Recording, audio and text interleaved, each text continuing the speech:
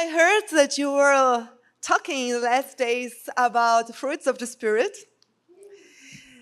So let's read the passage again. Galatians 5:22. You may please include my slides. I am a teacher, so I love slides. Sorry if you don't like it, but I really love slides. Okay, Galatians 5:22. Searching here. So here we have it. But the fruit of the Spirit is love, joy, peace, forbearance, kindness, goodness, faithfulness, gentleness. It's the topic today. And self-control. And I love this last sentence. Against such things, there is no law. Wow. You will never be wrong if you have these things. If you are joyful, if you are a lovely person who loves other people, full of God's peace, faithful, full of kindness, full of goodness, gentle, and self-control. So I was thinking about a picture for gentleness. And the first picture in my mind was a dandelion, which you probably know. This flower here. It's the moment where the seeds are released. So fragile. So incredibly fragile. But it's not a flower from Brazil or from Latin America. It came from Europe. I remember the first day we were in Germany, Marcus and me, and we were walking. It was spring. And there was, a field full of these yellow flowers. It was so yellow. It was so bright. And they said to Marcus, let's make a picture here, you remember? We stepped inside the many flowers. And I was thinking, wow, this flower, this fragile seed, traveled from Europe here. And gentleness is also a seed. If you know how to let it flow from you, you will see it on many fields. Even some you will not know. Maybe really far, far, far away. So let's talk about gentleness. Can you give me the next? What is meant by gentleness? This word, gentleness. Next. Look at this. Here are all the fruits of the Spirit. Since I am a teacher from a university, I love tables. So I included all words. I was ever thinking, why it's so difficult for me to remember Galatians 5:22 rightly. Now I know why. Because many of these fruits have different words in different versions. Look in Portuguese. You have there the Nova Versão Internacional and Nova Versão Transformadora in Almeida Revisada e Corrigida. Most of them are the same, but we have some difference, like here, domínio próprio and temperança. Now look here, this here is in Spanish. And suddenly, it's not mansidão anymore, which is gentleness in Portuguese. Now it's humildade. Wow. Maybe you heard about humildade as a fruit of the Spirit. And then we have, meekness in English, in the King James Version, but in the other three versions I looked at, it was gentleness. 3 times, gentleness. But since I'm also reading in French, the Bible in French, so read the Bible in as many versions you can, because this is so amazing. It's really nice. And then I looked, wow, how nice, how sweet. Douceur. Wow, I love French, And look, this is so nice. And then also benignity, douceur, again, in 3 different versions, so twice douceur. And in German, of course German. German is my mother language. For those who don't know it, German is my mother language. And I love this word. German is really philosophical. And the word that we have from Luther And also the Elberfelder, which is a very good version of the Bible, very truthful, is Sanftmut. Let's learn German. Talk with me. Sanft, Mut. These are two words. Sanft means gentle. Mut is the German word for courage, for boldness. Wow.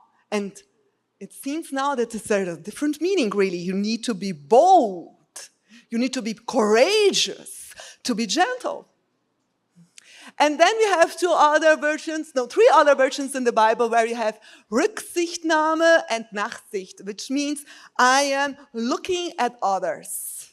I'm taking the care, taking the needs of others into account. You know, I'm forgetting of myself because I'm looking at others. Really nice. So if you want my table, you can have it later on. Next. So I was thinking on what is meekness. Meekness is not weakness. Tell your neighbor, meekness is not weakness. Nice to remember.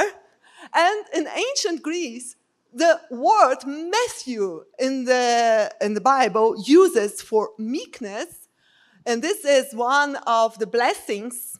So, blessed are the meek. They will what? Inherit what? The earth. They will inherit the earth. So, in ancient Greece, the word Matthew uses was spraus, and this was also used in the process of training a war horse. Wow. Whoever thought about this? And I don't know if you know this movie here. It's called War Horse. It's an amazing movie. And it starts, you know, with this horse being born. And he's an adolescent. And he sees it. And this horse is now his. Because his father bought it. But it is not really a horse for working at the soil. So the first thing he's doing with his horse is really creating intimacy. They really create a friendship. As I watched this movie, I was thinking on my grandfather. He loved horses. Because you can really have a relationship with a horse. And then, afterwards, this horse learns to walk this really difficult ground of England.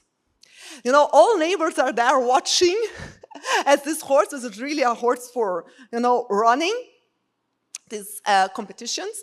So it's not a horse for working the soil. And all neighbors are there and laughing, and suddenly it rains, and everything, you know, in some minutes is ready. And then First World War begins, and this horse gets into battle without the Zorne. Watch the film. I will not tell you anything more because it's so beautiful how it ends. This horse never forgets his first owner. And this is the same, you know, with you. If God owns you, if He is with you, even in the worst of all battles, you are not feeling alone. And you will make it home, as He made it home. So, okay, next one. Let's think on this. Gentleness, thus, must be learned. Tell your neighbor this. Gentleness must be learned. And you know, even you probably remember this as your parents tell you, please say thank you. Say, please, can you give me more of this? Be gentle. Give your seat. Be gentle. So, if gentleness is not weakness, even not we knowing this, doesn't mean that others will not look at us as losers if we are gentle in the name of Christ. You know, in the spiritual world, you will be a war horse. But for others, you may look as a loser. For many, many, many who looked at Jesus Christ at the cross, they looked at him and were laughing. You healed others. Why are you not healing yourself? Why are you not freeing yourself from the cross? They were mocking. So remember this. Others may look at you as a loser. Don't feel as a loser. Feel as a war horse. Have your eyes, fixed in the one who can win any battle for you. Inside, you will never be a loser, even if others look at you like this. But gentleness must be learned. How? Can you go to the next, please?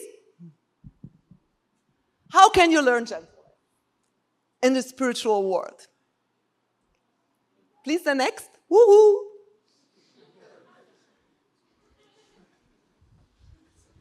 Next. Thank you. Look at this. This is biblical. Come to me, all you are weary and burdened, and I will give you rest. So most Christians learn this by heart and stop there. Oh, so beautiful, come to me. Yes, Jesus, I want to come to you. Yes, I'm feeling weary, I am feeling burdened. Oh, burdened, as really so tired of everything. You can give me rest. And then they forget about everything that's in the red box. Can you read this with me? Let's read it together. Take my yoke upon you and learn from me, for I am what? Gentle and humble in heart, and you will find rest for your souls. For my yoke is easy and my burden is light. This is the key. It's to go to Jesus. Yeah, you go with your burden to him. You give your burden to him. And then you take his yoke upon you, and you are going and carrying this together.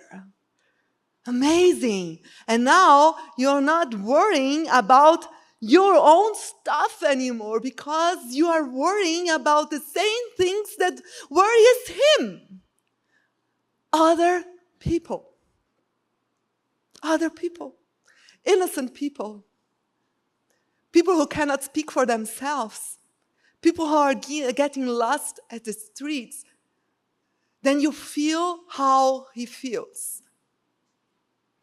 Then you can really be his war horse. Then you can learn what gentleness is. So gentleness isn't a weakness at all. So let's imagine you're being bullied at school,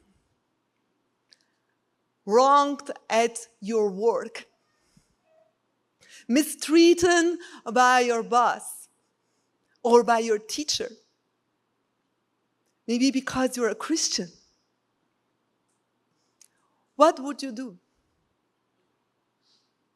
We will not have time anymore to talk and read all the passages, but I love Isaiah 42 and 53. Because in both chapters, we read how Jesus reacted when he was wronged, misunderstood, bullied. He did not scream for his rights, not once. Can you go to the next?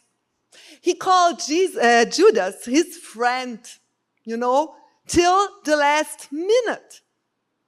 He was able to heal one of the guys who came to arrest him. Why? Because he was gentle and really firm at his mission. So this is one of the verses that are also in Isaiah. He will not quarrel or cry out. No one will hear his voice in the streets. A bruised reed he will not break, and a smoldering wick he will not snuff out till he has brought justice through to victory. Wow. This is how to be at war in the spiritual world with Jesus. You are not screaming for your rights. You are not in the streets, yelling at others. This is not the true revolution of Christians. You are following his steps of gentleness and humbleness. And this really makes an earthquake in the spiritual world. Please, the next. Jesus is our ultimate model for meekness. So gentleness and humility are actually the keys to rest and to calm down your stress response. Why? Because you give over control. You let him defend you. We have a stress axis. So I'm a biologist, so I'm working on this and on the genetic, epigenetic effects of stress. So, and then this axis, it goes from here, from our brain, to the adrenal glands, and many corticosteroids go to your blood, and cortisol and adrenaline, and if you are really in front of looking at something like a snake, you will freeze, fight, or flight if you're alone. And this happened with all disciples at the garden. All of them. At the end, all of them, Peter tried to fight. But it didn't work out. So at the end, all of them flight. Some of them freeze at the first minute, but then they flight everyone. Why? Because they were not praying. They were not watching. This was why. So we as Christians, we as Jesus followers, we need to learn gentleness from him. And one of the ways is never step, out of his yoke. Be ever with him. Go with him to the garden, even if it's the garden of suffering. Don't be afraid of threats. Because if God is with you and you are with him, you can rest. I'm going through a situation right now. And it's difficult. But I sleep at night. I can sleep at night. Why? Because I am under his yoke. Next. So the Lord will fight for you. Let's read this together. The Lord will fight for you, and you have only to be silent. And you need to be bold to be silent. Especially nowadays where you have, all the social networks. It's so easy to write something. It's so easy to give your opinion. Maybe God will give you once the strategy to write something, to put it, really at capital letters so that everyone will read it. But this will be given by him, and not because you want to defend yourself. Look at your motivations. Next. So, blessed are the meek, for they will inherit the earth. This happened with dandelion. This flower is now everywhere. You have dandelions everywhere in the world. Such a fragile flower. Next. How do you want to inherit the earth? Ask your neighbor. How do you want to inherit the earth?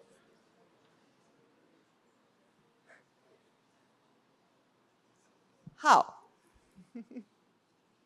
What is the earth for you? Can you give me the next?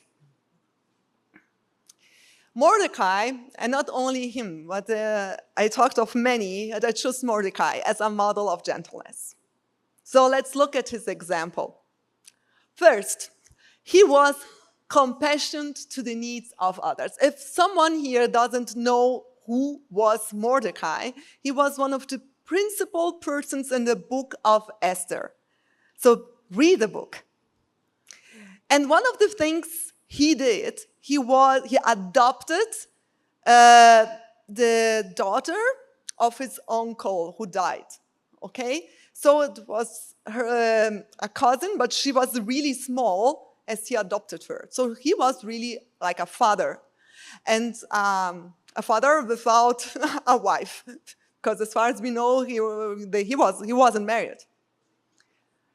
And he took care of her in Babylon, not in Israel, so it was a really difficult political situation.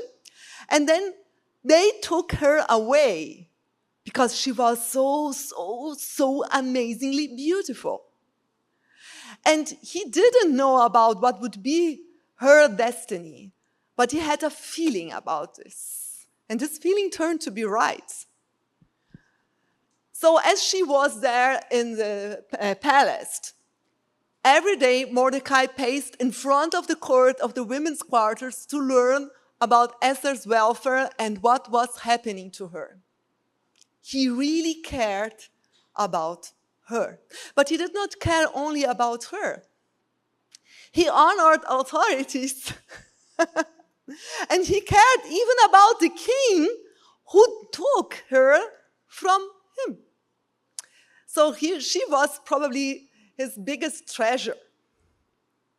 And maybe during the opportunity where he had, heard about these eunuchs, Bigtan and Teresh, which were doorkeepers, that they wanted to murder the king, maybe he could think, oh, this would be a big opportunity.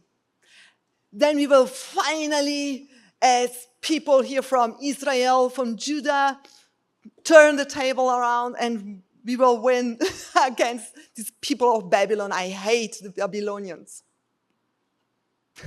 How many Christians would think like this and an opportunity like that? So in those days, while Mordecai sat within the king's gate, two of the king's eunuchs, Bigtan and Teresh, doorkeepers, became furious and sought to lay hands on King Ahasuerus. So the matter became known to Mordecai, who told another eunuch, no, he told Queen Esther, because she was already made queen. And Esther informed the king in Mordecai's name. Did he receive some reward? Even a thank you from the king? At the first moment, no. So probably, maybe your gentleness, your act of gentleness will not really be seen. Maybe nobody will pay attention. So don't do something because you want attention. Do it because out of love. Do it because you want to honor God. You love him. And this is your biggest motivation. Not if anyone will see you, and give thumbs up and like you at the social networks. Next. So Mordecai also had the courage to stand up for his beliefs. And this is something we as Christians really have to do. Don't keep simply quiet. If needed, stand firm on your beliefs. So all the king's servants who were within the king's gate bowed and paid homage to Haman. But he was really, Mordecai, I think he had really spiritual, the sense of who was to be trusted and who not. And he was not bowing down because it was like, adoring the guy. He said, no, I am a true believer and I only adore God. So he was standing firm, and I can imagine many of his colleagues and Judeans saying, you're crazy, and they are bowing down because they don't want to lose their lives. They want to save their own skins. So for your beliefs, for your principles, are you willing to stand if everyone else will bow down? This is gentleness. This is being a war horse. So maybe he was alone. There was another guy, in the same Babylon, some years probably later, Daniel. Or before, Daniel. Daniel, as he heard about, a crazy edict that everyone who was praying for anyone who wasn't the king itself would be put to death in the lion's den. Daniel said, read this is in Daniel 6, and he said, okay, I am going and I will pray as always at the open window, publicly, firm and publicly. This is gentleness. Okay? And we know what happened to Daniel. We know that he was condemned and God defended him. Do you remember this? Okay, similarly, Haman, he heard about Mordecai, and then he was so crazy, he said, I will kill all Judeans, all of them, because of this guy. And then there was this edict to kill them. And Mordecai, at this point, he searched God. He was not screaming at the street or trying to plot against Haman. He was not trying to do this. He searched for God's strategy. And he said, and then he had really a strong impression, yes, Esther is there because of a time like this. And he told her, yet who knows whether you have come to the kingdom for such a time as this? And then she said, okay, she searched also for a godly strategy, and this was a heavy fasting for 3 days, even without water. All Judeans. And at the end, who died in the place of Haman? And in the place of Mordecai? Haman himself. Next. So Mordecai was highly rewarded, as was Daniel afterwards too, as was Daniel's friends. I don't know if you remembered Daniel's friends. All others bowed, to this idol in Babylon too, but the 3 friends, they were standing, even when they received a second chance. So tell your friend, tell your neighbor, stand firm. Don't deny Christ. Don't deny his principles. Love what he loves. Hate what he hates from all your heart. Then the king said to Haman, hurry, take the robe and the horse as you have suggested, and do so for Mordecai. So Haman was forced to honor Mordecai. This is so funny. So the Jew who sits within the king's gate, leave nothing undone of all that you have spoken. So that's the first thing that happened. Mordecai was honored. And afterwards, that same day, King Xerxes gave Queen Esther, this is in Esther 8, the state of Haman, the enemy of the Jews. And Mordecai came into the presence of the king, for Esther had told how he was related to her. The king took off his signed ring, which he had reclaimed from Haman, and presented it to Mordecai. And Esther appointed him over Haman's estate. He received everything. He inherited the earth. And why?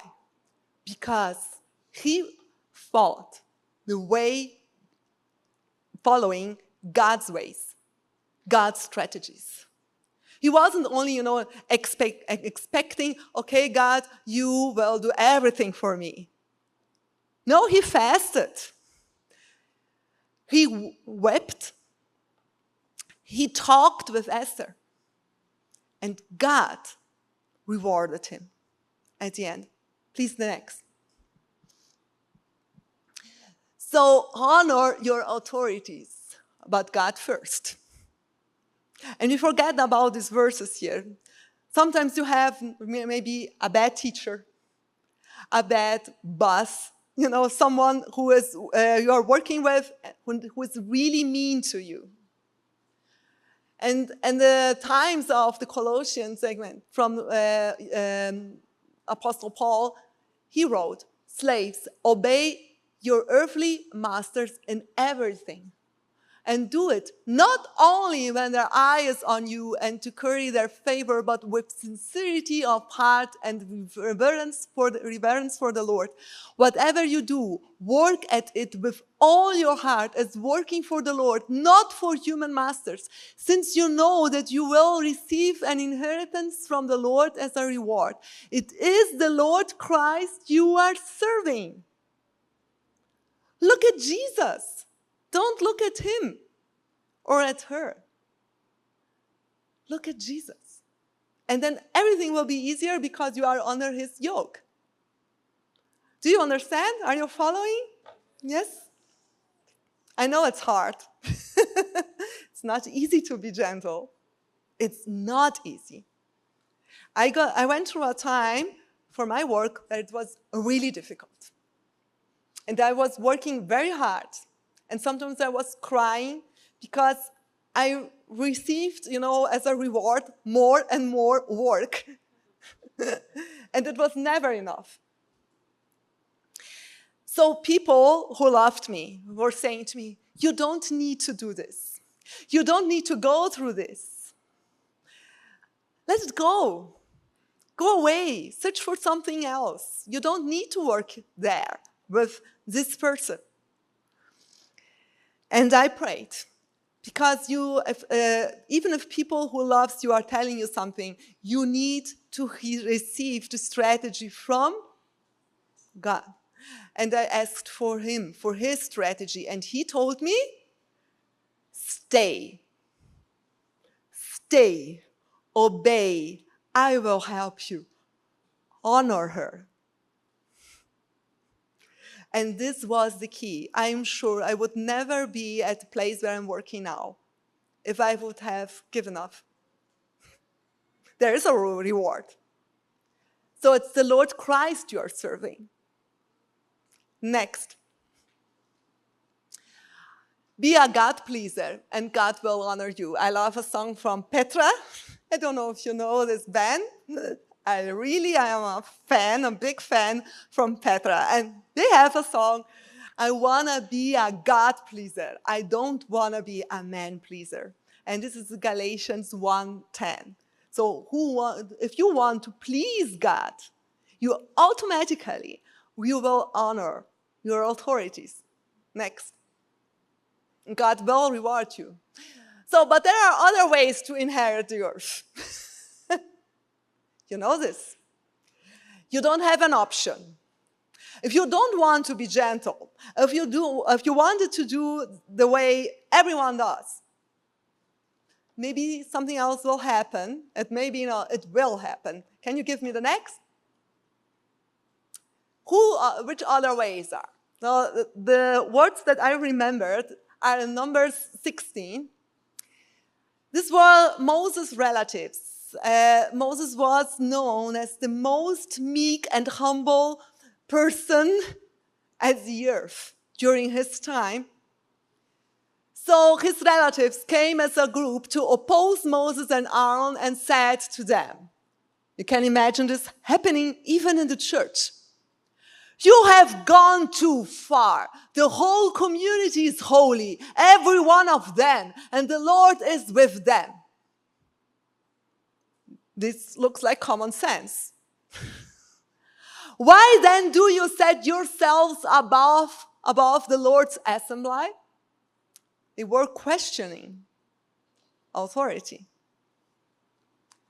But when Moses heard this, he fell face down.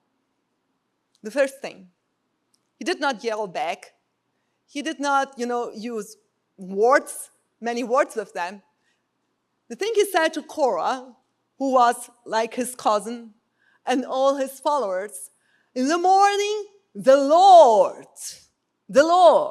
will show who belongs to him and who is holy, and he will have that person come near him. The man he chooses, he will cause to come near him. God will choose. God will defend me. Maybe you're right. And what happened? Can you give me the next? This happened. They inherited the earth. They were swallowed, literally, by the earth. But this really happens to everyone who does not want to follow Jesus' ways. Because if you're a Jesus follower, even these words who are hard, because to be gentle isn't easy. To be a war horse isn't easy. But if you don't want to obey this way, this will be your future too. Maybe you will scream for your rights. Maybe as a wife, you will go to your husband and say, you know what? I have the same rights as you, and blah, blah, and blah, blah, and talk about him. Because you don't want to be submissive. Because it looks like a curse, but it's not. I am married more than 30 years with this wonderful man here. And I am so happy. I love you. I will love you all the days of my life. But I learned to give my rights to Jesus. And then, when he is wrong, I will tell you something. So all men can, please don't hear it. But then I pray, in my heart, Lord, I think maybe he's wrong. Can you please tell him? I am not saying anything. And after, a while, maybe, half a day, he comes and said, you know what? I went too far. Can you please forgive me? Isn't so? Okay, it's the same with me. I'm also learning. I know that he's also praying. You don't need to scream for your rights if you are under the yoke of Jesus, because he will fight for you. He will fight and he will honor you in front of your enemies. They will watch like this what will happen to you. I am also living this. Can you give me the next one? Okay, so the great prophet of the Old Covenant, which was Moses, and the great prophet of the New Covenant, which is Jesus, were meek. This is the words in Numbers 12, talking about Moses. So if you want to be a prophet, to prophesy, if you want to inherit the earth, if you want to make a difference, you must learn to be, fragile at the eyes of others like a dandelion, and your seeds will spread all over the earth. You will see it. But you have to give up control. You are a servant of God. Can you understand this? Can you give me the next? So, this is what my supervisor, PhD supervisor, told us every time we ended our meetings. Go forth and multiply. But I want to tell you, go forth and multiply the gentleness way. This year, we are celebrating 500 years of Anabaptism. This was a movement started 1525. And It was a revival in Europe. During that time, nobody was baptizing adults anymore. It was the only humans that were baptized that were children and babies who were not really knowing what was happening. And the same babies that were, baptized were also, their names in the church, the Protestant church and the Catholic church. They were writing the names of these small babies as taxpayers. Okay? And the social distance between noble people and the very simple ones working at the fields was really huge.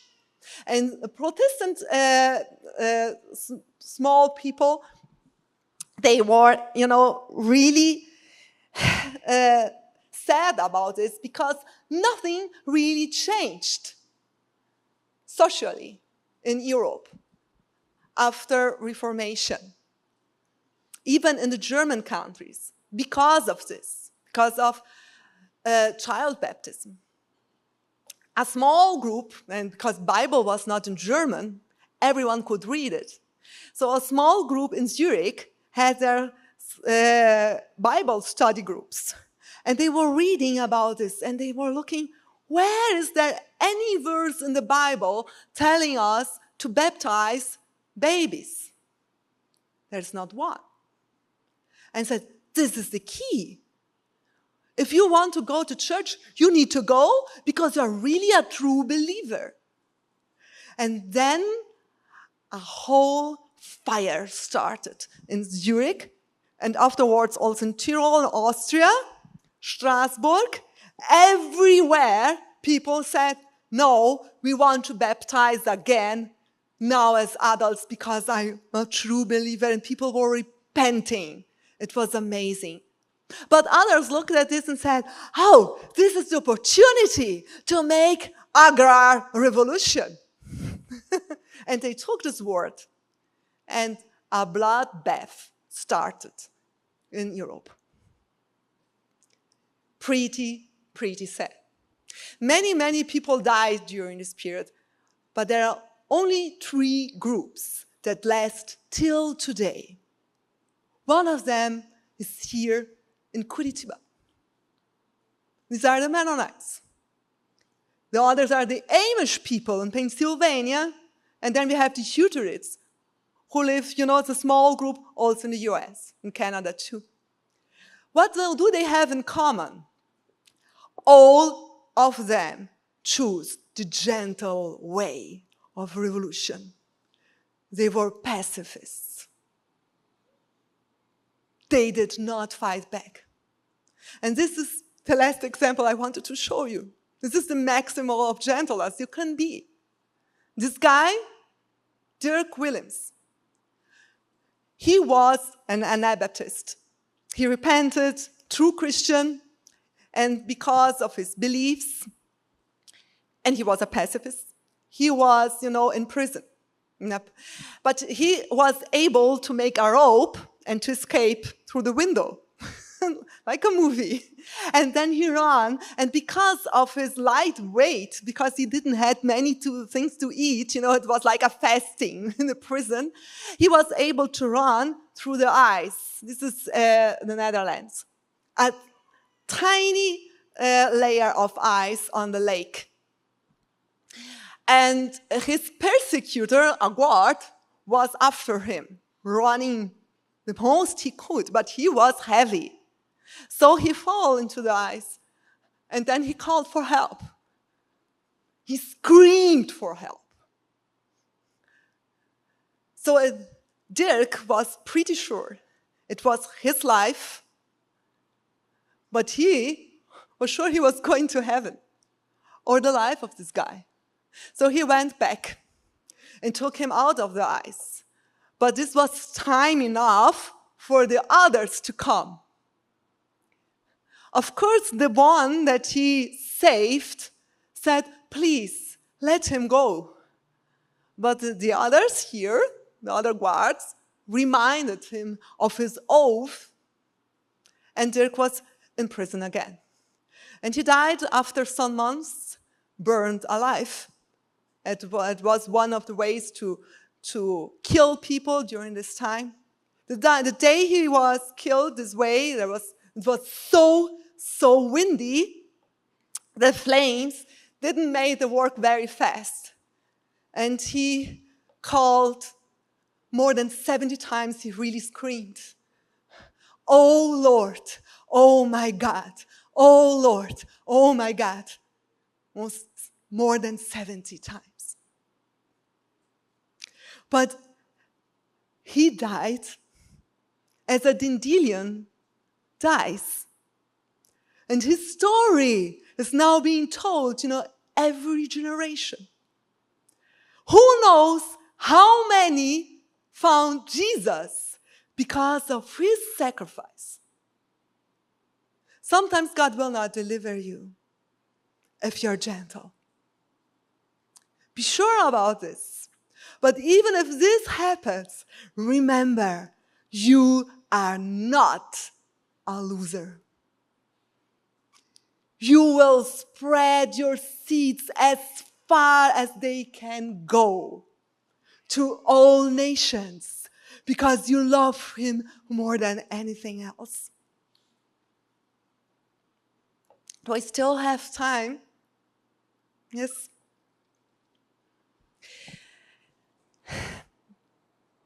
When I started my work at the university I'm working in, it was really the beginning. God stopped me at the room of my house, the room of my house. And for the fireplace, I can remember really well. And he told me, "You will play for your students." I knew they should make their exams. And the exams, in genetics and molecular genetics, is my field, they are really difficult. And he told me, "You will play for them. And you will tell them something. I want to play for you too." God told me to play for you. Since then, I played every semester. I know this is really crazy. Nobody do this, but this is a way to fight in a gentle way for them. Mental health at university is decreasing, every semester. Maybe you know what happened. I hope you know what happened at the US, here in our town. People are really losing their minds. If we are not fighting back in a gentle way, we will lose our timing.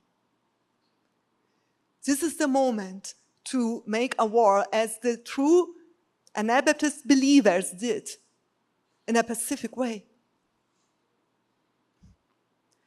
Can you give me? I want you to close your eyes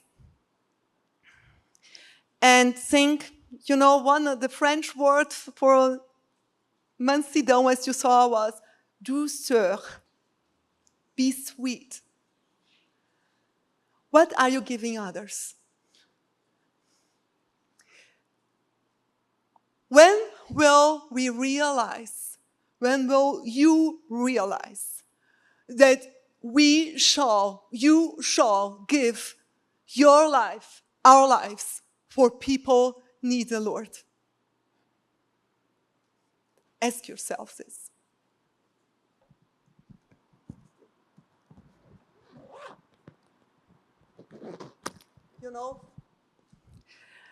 We as Christians, sometimes we are like this flute. We are hidden in a box.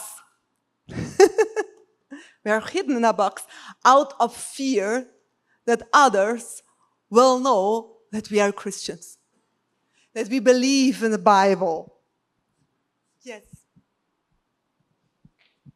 Go out of your box.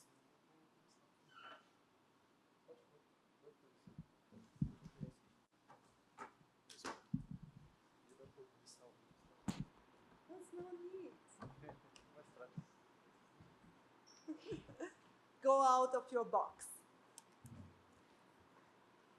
Ask the Lord for a strategy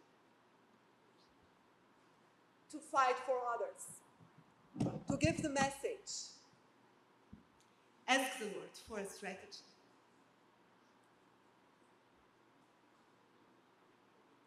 Close your eyes.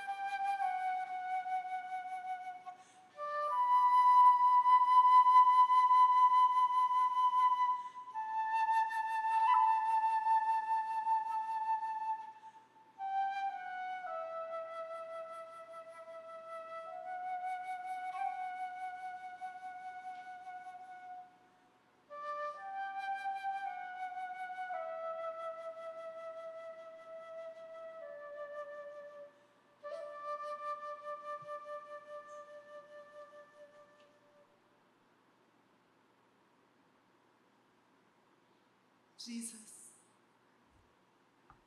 please, we know about our weakness, to be strong, to be filled with your love, compassion for others, as you do. Give us courage to be sweet, boldness to stay firm, full of your peace, under your yoke. Loving people more than we love ourselves. Not trying to protect ourselves, our reputation, whatever, within a box. Trying to defend ourselves. Lord, help us to be gentle as you were gentle even with Judas. You loved him till the end. You loved the disciples who left you alone. You even washed their feet. All of them.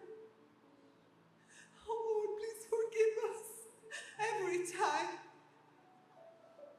we use words to curse others, those who hate us, those who go against our principles, those who also wrong us in so many ways. Oh Lord, give us the strength and the love to bless them, till the end, to bless them. Jesus, please teach us how to be gentle.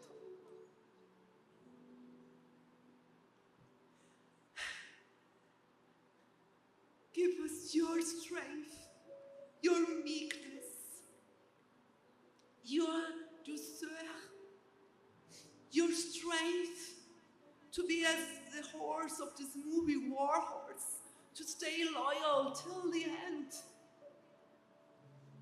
To forget about our own wounds in order to help others.